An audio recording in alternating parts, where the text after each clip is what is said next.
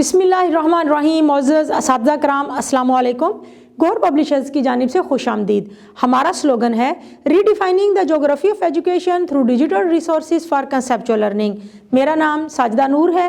आज के इस वीडियो लेक्चर में हम गौहर निदाए उर्दू जमात हफ्तुम के सबक नंबर 22 एक नौजवान के नाम को शुरू करने जा रहे हैं।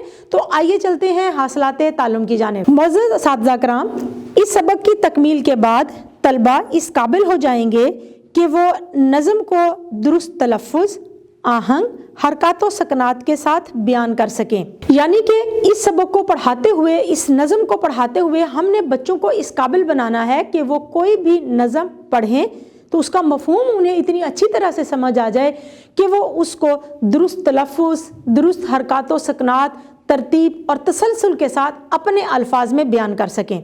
उनके पास इतना ज़ख़ीरा अल्फाज हो, उनको जुमले बनाने का फ़न आता हो, वो महारत रखते हों कि अपने ख़यालात को जो उन्होंने पढ़ा, जो उन्होंने समझा, उसको किस तरह से बयान करना है।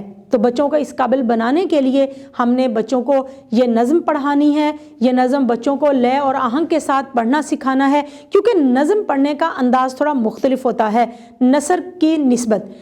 तो बच्चों को उसके बाद फिर हमने नज़म का मफ़हूम समझाना है, उसके अशार की तशरीह समझानी है। तो बच्चे इस काबिल हो जाएंगे कि उनके पास ज़ख़ीरा अल्फाज इस कदर आ जाए कि वो जब अपने ख़यालात का इजहार करने लगें या नज़म को या नसर को अपने अंदाज़ में जब वो बयान करने लगें तो वो आसानी से उन अल्फाज को इस्तेमाल करते हुए, बेहतरीन जुमले बनाते हुए, जुमलों का बेहतरीन चुनाव करते हुए अपने ख़यालात को बयान करने के काबिल हो सकें। तो इस दौरान हमने जब बच्चों को अशार की तशरीह करवानी है तो हर शेर पढ़ाने के बाद, हर शेर की तशरीह करवाने के बाद आप बारी बारी बच्चों से पूछ सकते हैं कि अब आप बताएं कि इस शेर में शायर ने क्या कहा है, या इस शेर में बयान किए गए तसव्वुरात को अपने अल्फाज में बयान करें। तो इस तरह से बच्चे आहिस्ता आहिस्ता इस काबिल हो जाएंगे कि वो जब कभी भी कोई भी नज़म या नसर पढ़ें तो फिर उसको अपने अल्फाज में बयान कर सकें, नज़्म व नसर में मौजूद मालूमात और तसव्वुरात अखज़ कर सकें। यानी कि वो कोई नज़म पढ़ें या नसर पढ़ें तो उसमें बयान किए गए तसव्वुरात को समझ सकें, उसमें जो मालूमात दी गई हैं उनको अखज़ कर सकें। तो इसके लिए बेहतरीन तरीका यही है कि जब भी कुछ बच्चों को पढ़ाएं तो उनको अपने साथ लेक्चर में इन्वॉल्व ज़रूर करें, उनसे पूछें ज़रूर। जब भी आपने कुछ पढ़ाया है, पढ़ाने के बाद बच्चों से उनके अल्फाज में पूछें कि अब आप बयान करें, आप बताएं कि इन अशार में या इस इबारत में शायर ने या मुसन्निफ़ ने क्या कहा है। तो इस तरह से बच्चे इस काबिल हो जाएंगे कि वो उसको बेहतर अंदाज में समझने की कोशिश करेंगे, क्योंकि बच्चों को ये मालूम होगा कि मुझसे पूछा जाएगा तो वो दिलचस्पी के साथ, तवज्जो के साथ आपकी बात को सुनेंगे, उस शेर का या उस इबारत का मफ़हूम समझने की कोशिश करेंगे। नज़म के अशार की हवालों के साथ तशरीह कर सकें। हमने बच्चों को ये नज़म एक नौजवान के नाम पढ़ानी है। इसमें दिए गए अशार का मफ़हूम उन्हें बताना है, फिर उनको तशरीह करना सिखाना है। हवालों के साथ तशरीह करना किस तरह से सिखाया जा सकता है? बच्चों को सबसे पहले आप ये बताएं कि जब भी उन्हें कोई शेर तशरीह के लिए दिया जाए तो उसका हवाला ज़रूर दें कि ये शेर किस नज़म में से लिया गया है, ये नज़म किस शायर ने लिखी है और इस नज़म का मरकज़ी ख़्याल क्या है। मरकज़ी ख़्याल वो मुख्तसर लेकिन जामे तारुफ होता है उस नज़म का जिसको सामने रखकर, जिसको बुनियाद बनाकर शायर ने वो नज़म लिखी होती है। तो इस तरह से जब बच्चे इसको समझ लेंगे तो फिर अशार की तशरीह करते हुए सबसे पहले ये हवाला देंगे, उसके के बाद फिर दिए गए शेर की तशरीह करेंगे, यानी कि तफसील के साथ बयान करेंगे कि इस शेर में शायर क्या कह रहे हैं। इसके लिए वो उसके अंदर मुख्तलिफ दूसरे शोरा के अशार को भी शामिल कर सकते हैं, मुख्तलिफ अक़वाल को भी शामिल कर सकते हैं, अपने रोज़मर्रा ज़िंदगी में से कोई मिसाल भी दे सकते हैं। तो इस तरह से बच्चों को तशरीह करना सिखाने के लिए ज़रूरी है कि जब आप ख़ुद बच्चों को पहले तशरीह करके दिखाएं, बताएं किसी भी शेर की तशरीह, और फिर बच्चों से कहें कि अब आप इस शेर की तशरीह करें। नसर या नज़म पढ़कर खुलासा या मरकज़ी ख़्याल लिख सकें। बच्चों को नज़म या नसर का खुलासा भी लिखना आना चाहिए और मरकज़ी ख़्याल भी। खुलासा और मरकज़ी ख़्याल में फ़र्क होता है।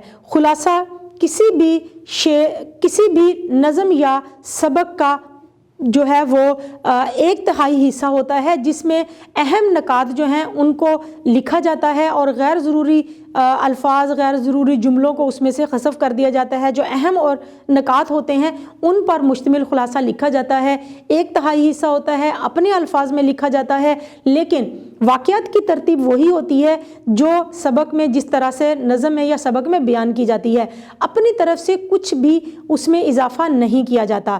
دوسری طرف اگر ہم دیکھیں تو مرکزی خیال وہ مختصر لیکن جامع تعارف ہوتا ہے اس نظم کا یا اس سبق کا جس کی بنیاد پر شاعر یا مصنف نے وہ نظم یا سبق لکھا ہوتا ہے۔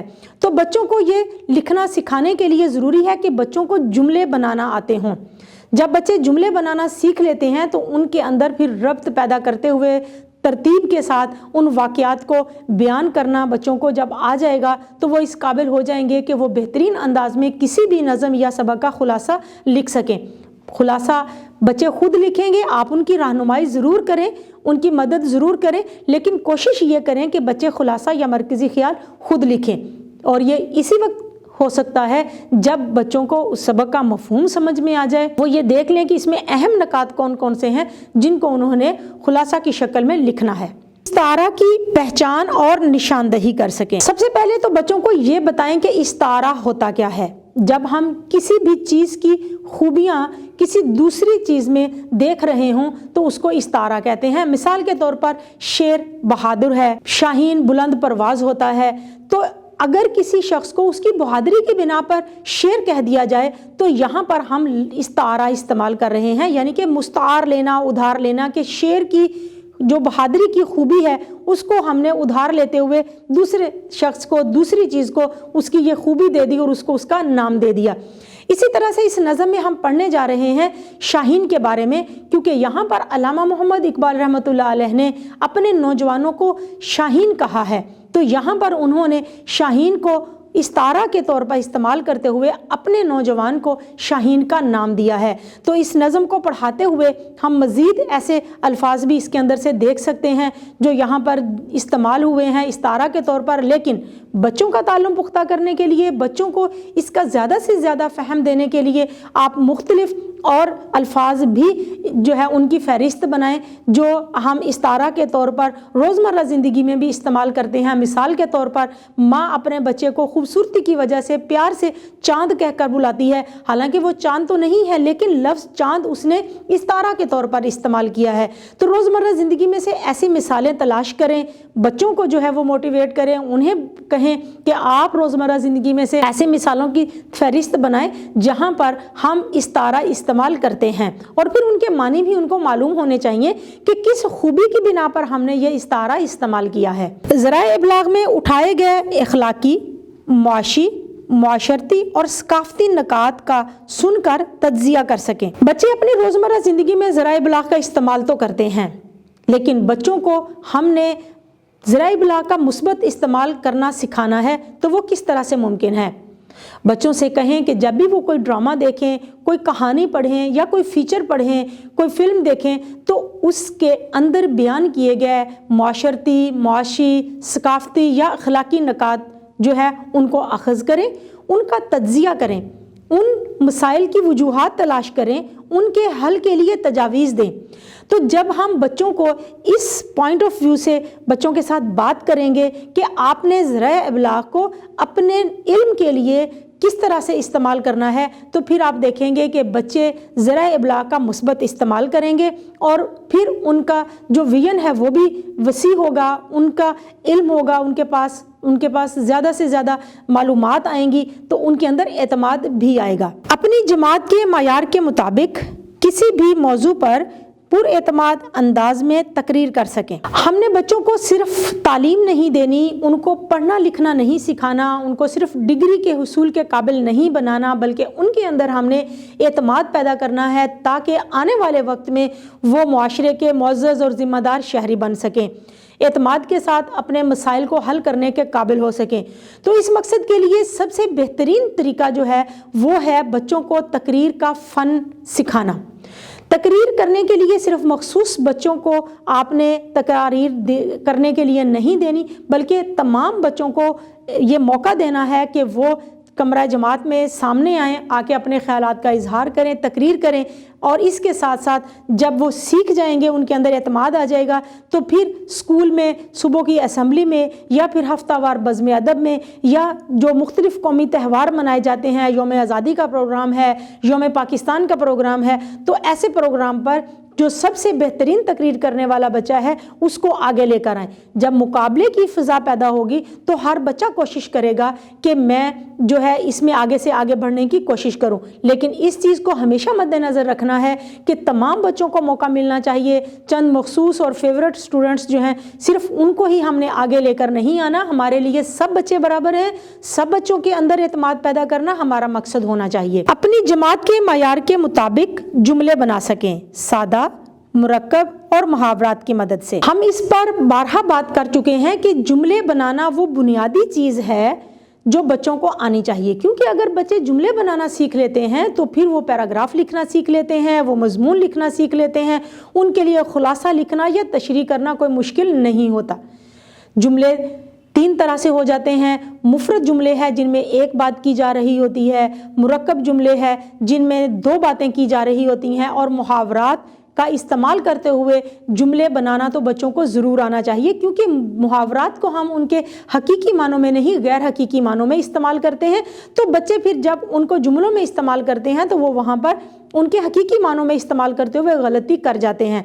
तो ज़्यादा से ज़्यादा मशक करवाएं, बच्चों को मुहावरात के मानी जो है वो ज़रूर बताएं कि इनके जुमले के अंदर इस्तेमाल करते हुए इसके मानी क्या होते हैं। जितनी ज़्यादा मशक करवाएंगे उतना ही उनका ताल्लुक़ पुख्ता होगा, उतने ही अच्छे अंदाज में वो बेहतरीन जुमले बनाने के काबिल हो जाएंगे, और फिर आप उनसे तवक्को रख सकते हैं कि वो एक बेहतरीन मजमून लिख लें, वो एक अच्छी कहानी लिख लें जिसमें मुहावरात का इस्तेमाल किया गया हो, जिनमें ज़रबुल इमसाल और कहावतों का इस्तेमाल किया गया हो।